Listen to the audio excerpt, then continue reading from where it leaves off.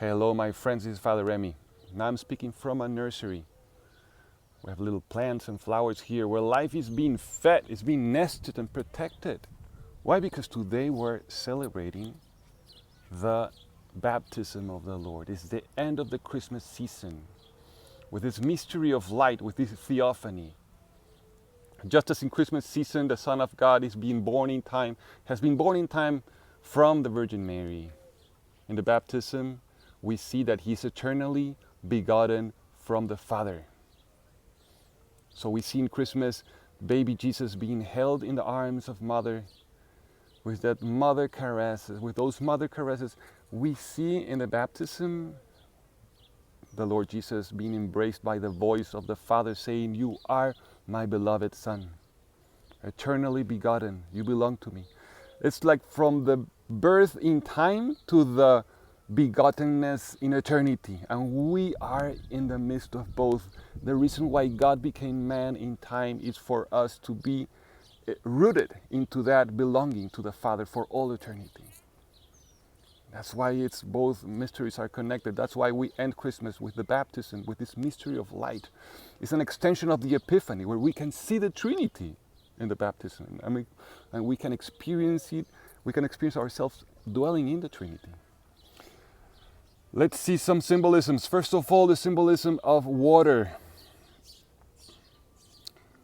Water not only means life in the scriptures. It's not only the source of life, but it's also a symbol of death.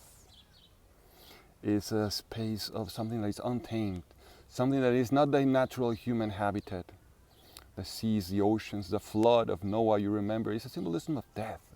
Something dark, unsafe, scary, threatening.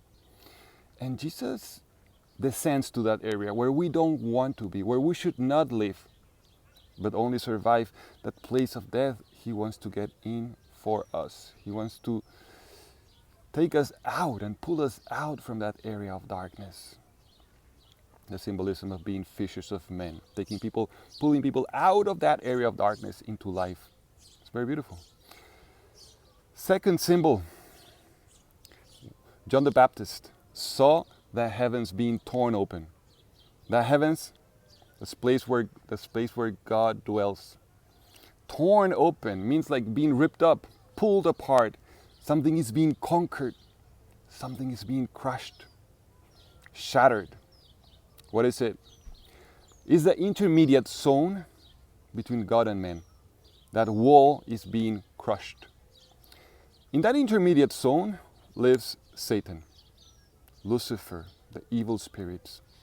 What is his aim? What is his job? Trying to make a wall, a concrete wall from that layer, from that veil that separates us from God. It's making a wall, a division. He is per excellence the divider, the ones who wants to build up a blockage.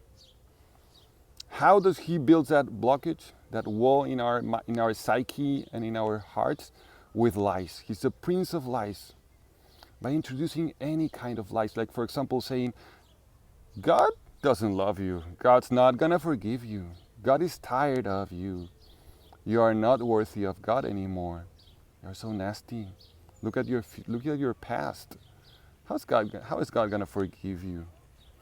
Those kind of ideas, like God is not able to reach out to you. It's not gonna descend to you, and you're not gonna connect with God. You cannot raise and lift up your heart, like what we say in Mass. You're not able to do that. You cannot see Him, feel Him, believe in Him. So those are the ideas of the state of the evil spirit. Okay, trying to make us feel discouraged. And what's going to end if we lose the connection with heaven and we don't no longer find our true identity from heaven, received from heaven, is we're going to end prideful, discouraged and prideful, closed in ourselves, fighting for some meaning based in our own strength and qualities and talents. Prideful.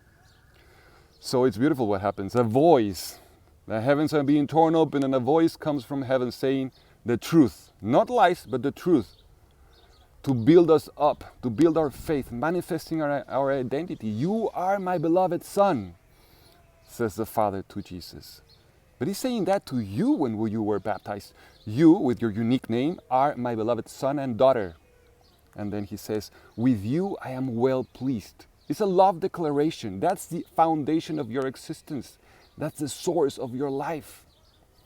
It's an affirmation of your identity that comes from God, not from your own qualities, not from the world tells, not from your own successes. It's so beautiful. Like this cry of the Father is like a battle cry. It's like a war cry when He wants to conquer and He wants to rescue His son and daughter, which is you. You are my beloved son. Like trying to tell you, you are created to experience unconditional love. Free, stable, permanent love. You are not made to fight, to try to deserve, or to own recognition, love, acceptance. You know, that kind of attitude leads to the worst sins, to so much division. Trying to fight to be accepted, trying to fight and trying to deserve love and attention. That's the source of so many problems in society. So something else, that voice that Jesus is listening and receiving in His heart and we are meant to receive makes us strong. At the beginning of this passage, John the Baptist says that someone mightier than me is coming after me. Means that the might, the strength of Jesus is in the Father's love, is in that fact. What is your strength, the source of your strength and your security and your safety? That force of the Father, that affirmation with your own name. Not only that, but you are His delight and His joy. And that's the ending of this phrase. You are my delight. You are my joy. I am well pleased in you. Just received the gift of my love. I want you to be my joyful child. So we need to receive this new set of ideas about ourselves, about God, and feelings and sentiments and behavior. And live like Christians, like baptized people, like people immersed in the eternal belovedness of Jesus. Live in the atmosphere, in the freedom of the eternal belovedness of Christ. God bless you, my friends.